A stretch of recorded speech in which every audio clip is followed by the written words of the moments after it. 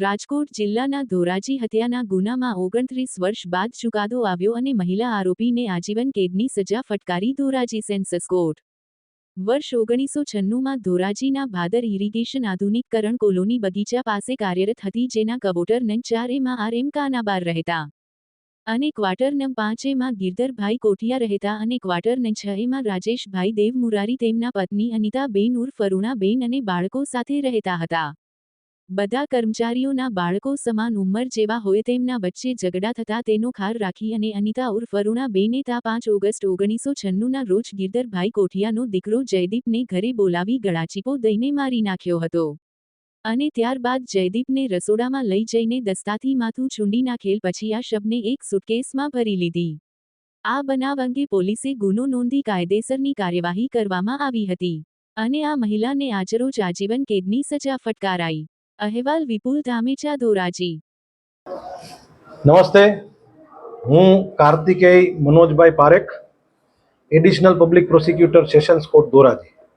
आज रोज धोराजीना मेहरबान एडिशनल डिस्ट्रिक्ट एंड सेशन्स जज श्री अली हुसैन मोहिबुल्ला शेख साहेबे 1996 बनावना आरोपी अरुणा उर्फे अनिता राजेशभाई देवमुरारीने तकसीरवान ठरावेल छे।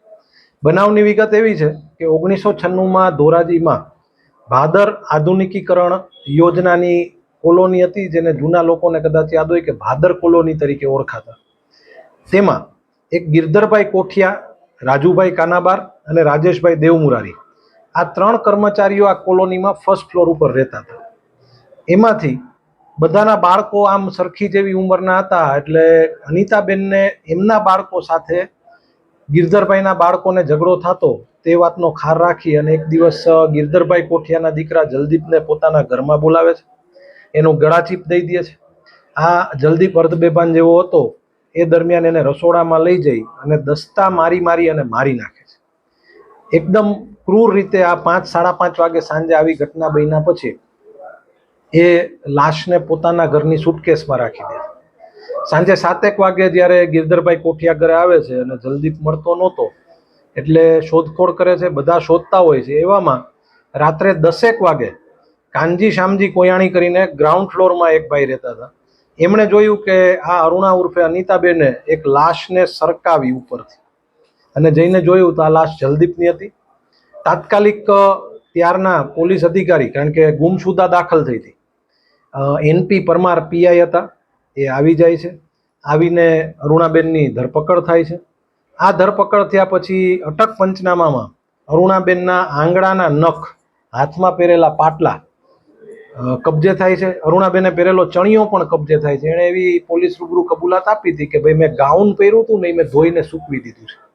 એટલે બીજે દિવસે સવારે FSL અધિકારીની હાજરીમાં પણ ઘરનું રોજકામ પંચનામું થાય છે, જ્યાં ઘરની દિવાલો પર, કબાટમાં આ જે ગાઉન પહેર્યું હતું જાંબલી કલરનું, એમાં મરણ જનારના ચપ્પલ અરુણાબેનના ઘરમાંથી મળ્યા અને આ બધા જ સંજોગોને ધ્યાને લઈ અને અરુણાબેને એમના પતિ પાસે એક્સ્ટ્રા જ્યુડિશિયલ કન્ફેશન પણ આપેલું હોય, એ સંજોગોને ધ્યાને લઈ અને નામદાર સેશન્સ જજ અલી હુસૈન મોહિબુલ્લા શેખ સાહેબે આરોપીને તકસીરવાન ઠરાવી અને આજીવન કેદની સજા ફરમાવેલ છે। સાહેબ, આટલા વર્ષ પછી ચુકાદાવાળું કારણ શું? અરુણાબેન પહેલો બચાવ એવો લીધો હતો કે તેઓ માનસિક બીમાર છે। એ બચાવ કોર્ટે રદ કરેલો। જે તે વખતે એડિશનલ ડિસ્ટ્રિક્ટ કોર્ટ ગોંડલ હતી અને ત્યારે રદ થયો હતો। પછી અરુણાબેન નાસ્તા ફરતા હતા, એમનું વોરંટની બજાવણી થતી નહોતી, એટલે કોર્ટ તરફથી એક પ્રોક્લેમેશન કહેવાય કે એમને ભાગેડું જાહેર કરવાની પ્રક્રિયા કરવામાં આવી અને ભાગેડું જાહેર કર્યા પછી આખી ટ્રાયલ ચાલી।